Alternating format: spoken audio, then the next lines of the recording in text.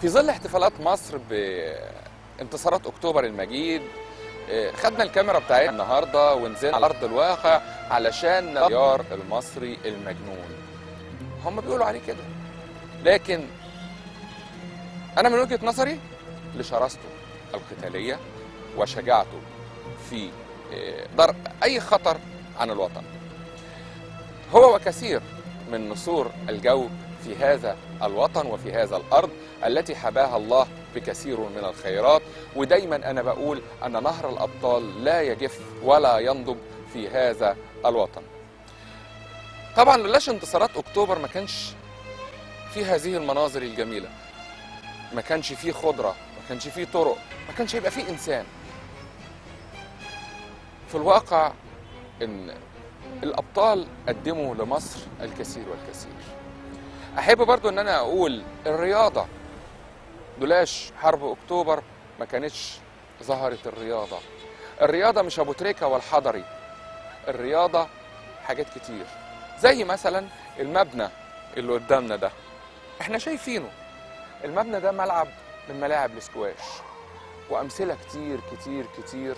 حرب أكتوبر بنت وعمرت، والصورة هتبقى أحلى في لقاء مع القاتل الشرس الطيار المصري المجنون.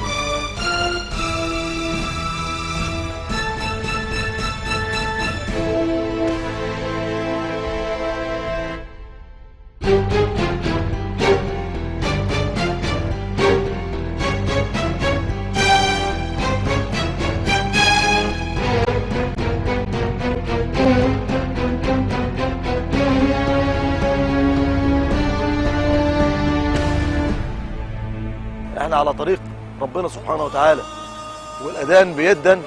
وانا كنت بقول ان النخلات اللي باينه في الخلفيه هي عماتنا كما قال رسولنا عليه الصلاه والسلام.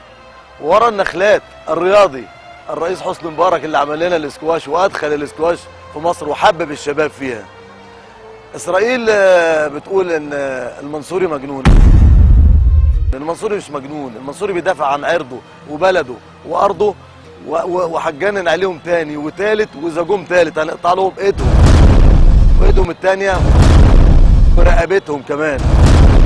ولازم اسرائيل ما تنساش ان احنا ضربناها على قفاها 11 قلم على سهوه زي بتاعه الصعايده، واحنا ما كناش سهلين، وكان لحمنا مر، وكان لازم يعرفوا كده كويس قوي.